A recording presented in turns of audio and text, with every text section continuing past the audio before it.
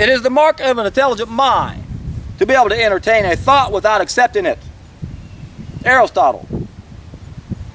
However, there are some ideas that are hard to entertain. As Margaret Mead would say, it's easier to change a man's religion than it is their diet. So when it comes to talking about a diet to someone, does it help if they're intelligent? It does if they're able to hold more than one possibility in their brain at the same time. If they have the ability to entertain various ideas without embracing them, then there may be hope for them. Unfortunately, most of us are addicted to the mistakes that are causing most of our problems. And like all good addicts, we run to denial. Now, this was illustrated in a study published online October 9, 2011. They called it unrealistic optimism.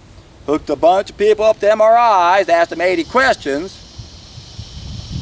And if they were asked to entertain something they didn't want to think about, they had a mental processing error. They literally shut off their frontal lobe.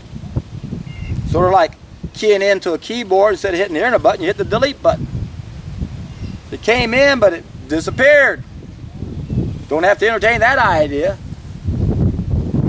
So, is there a battle between our brains? Is our reptilian brain kicking our neocortex butt? How about our taste buds? Are they kicking our sixth sense in the butt? In effect, that's what's happening, isn't it? There is a battle between our brains. There is a battle between our senses. Our taste buds and our reptilian brain are winning. Only one way to win that battle. That's where a solid food vacation comes into play. That's the only way we can understand anything nowadays, because we have too many references that support what we think. So many times, it isn't so much the intelligence that gets us in trouble, it's the education we get from someone else because we're intelligent. Oh, I'm so smart, I can study this and study this and study this, but I'm not knowledgeable enough or wise enough to know that what I was taught was a bunch of crap.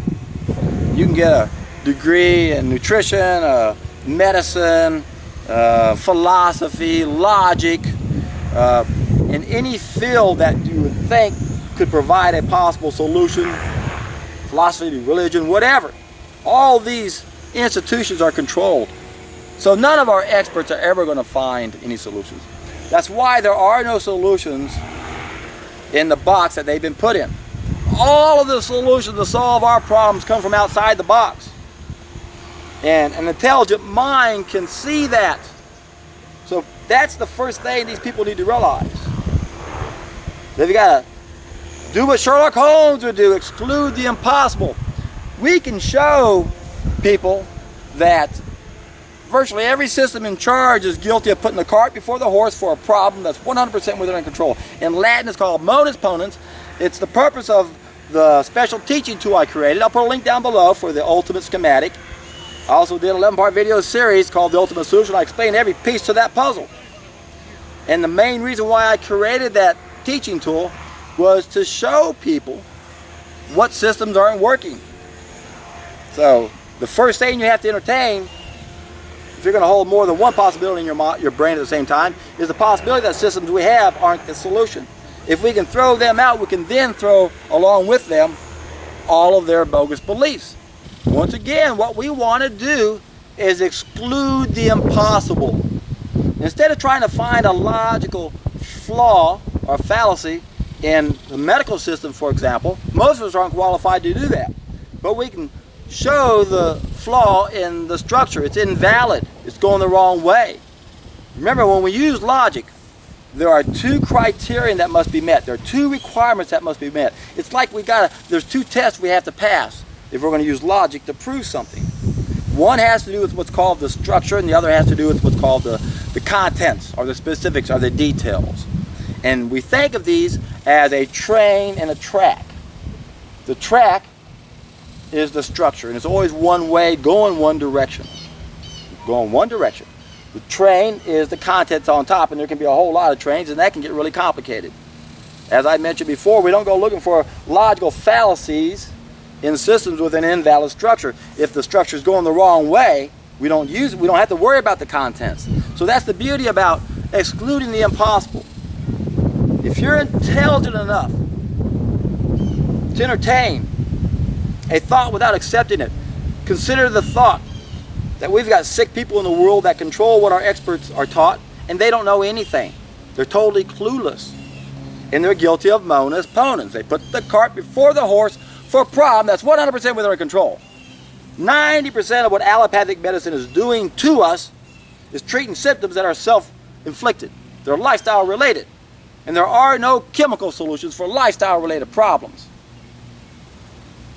So, if you consider yourself intelligent and you're capable of entertaining various ideas without embracing them, think how powerful it is to use what Sherlock Holmes would use. Exclude the impossible. Don't waste your time trying to prove whether or not what conventional medicine is doing is perfect as far as how they're doing it. In other words, if I said, look, I'm going to give you $1 billion. I want you to go find a sunset, but I want you to take the first step heading east. I'm going to follow you and analyze everything you're doing to make sure you're doing it right. My God, I followed you every way, and you bought a bunch of sophisticated equipment with that, and you got the best people to use it, and you kept track of it, and man, you did everything perfect. There's not a flaw anywhere. Except the first step, you went the wrong way. And that's what our systems are doing. So that's what we want to do. If you're an intelligent person,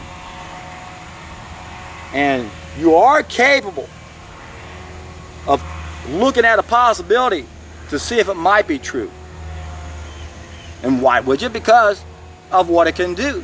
But if you're capable of doing that,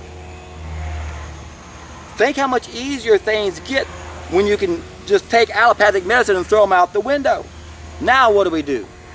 Well, there's a lot of other protocols that are trying to do the same thing they're doing, treating symptoms, but that's not the solution. The solution is when we take charge of what we're doing and we change what we do. So, if you're an intelligent person, exclude the impossible. That's the first place you start. You want to use logic.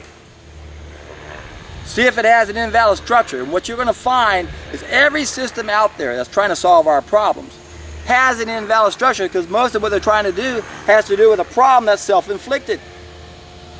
Now, how do we know it's self-inflicted? How can we prove the contents of what I'm saying is true? Only one way. That's why I perfected a 3-step process. Only one thing we have to do: satisfy 2 groups of needs. Most of us not willing and able to do that. That's why I added those 2 preliminary steps to the only thing we have to do, thereby making it a 3-step process. First step, test an idea as time has come. Prove this to yourself. Step number 2, correct all 5 of these mistakes on a permanent basis. Step number 3 is the only thing we have to do. We're always doing that all the time, and that's satisfy all of our needs. Sunshine, exercise, sleep, air, water, food, all of our needs.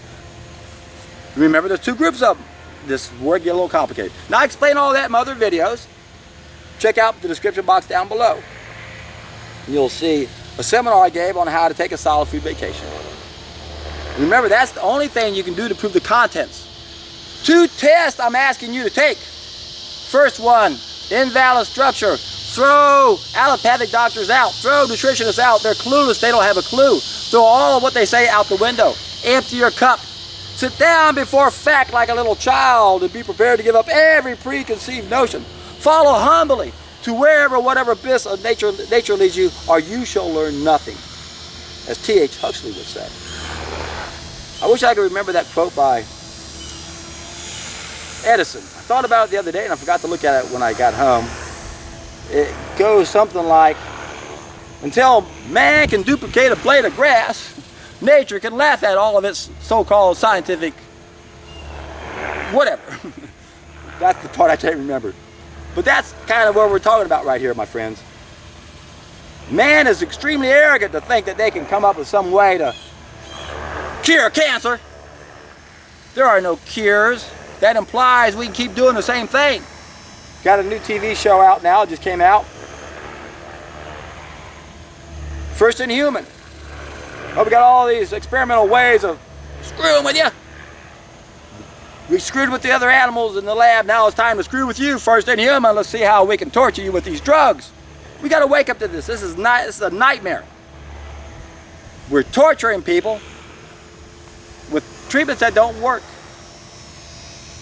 And that's almost impossible for the average person to understand, even no matter how intelligent you are. In fact, again, if you've got invested time and money learning medical systems and stuff, or medicine, it's almost impossible for you to get outside that box. You've been crammed inside a box, you've got investment inside that box. It's going to be hard for you to get outside the box. That's why so many doctors don't know. They can't get out of that box. It's easier for us to get out of the box. If you're intelligent enough, you can exclude the impossible. Realize they don't have any solutions in their box. Why do you even care what they think? Where are your credentials, John? I don't want those credentials. They don't have any solutions in the box. I got solutions in my box. You want credentials? There's my credentials. I have solutions. Why? Because I don't use chemicals or drugs.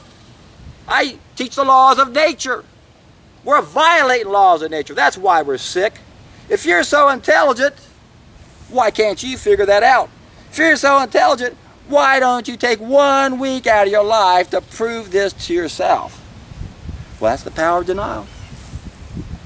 Of course, we all know that first step is the hardest on any journey. The decision's the hard part, my friends. If you understand what this is all about, and you haven't done it yet, you just got to do it. It gets easy once you do it. The hardest part is doing it. And then for most of us, the hardest part is just believing it's possible. And that's where you got to find the courage to test this. When you finally find the courage to test this and you see this for yourself, I guarantee you, you're going to know why I keep telling people they're in for a treat.